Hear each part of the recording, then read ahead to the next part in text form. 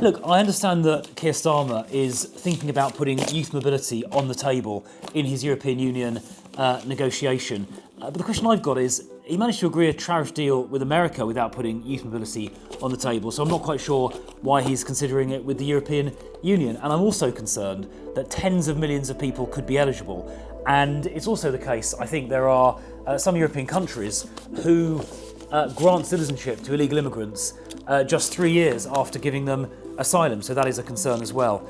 Look, these negotiations on topics like fish as well need to be handled very carefully, as I think Andrew Bowie might tell us. So the thing about ETS alignment is basically that we become a price taker.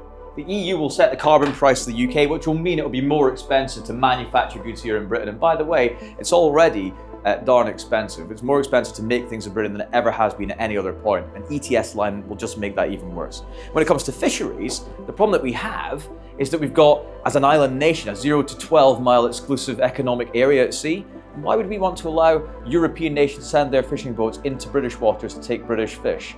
Also, we should have annual negotiations. We should be able to discuss every year what the quotas and the limits are going to be in terms of what we're allowed to take out to the waters. It's good enough for Norway, it's good enough for the UK, but none of this matters a jot until we talk about the money that we're going to have to pay.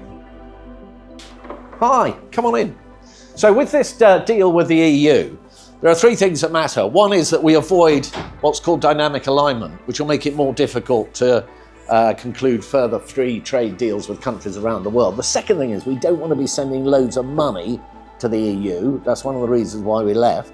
And the third thing is what we do want is greater access for our services, particularly financial services and our legal services. So that's something to look out for. But look, there's something else that matters. What does this deal, or what will this deal mean for our defence? And for that, you need to go and speak to James. We do a huge amount to support defence in Europe, and to me, the idea that when there is a European defence fund, including other non-EU countries, that Britain should have to somehow give up fishing rights or something else in order to be part of that is extraordinary. You've just heard James talk about security and defence.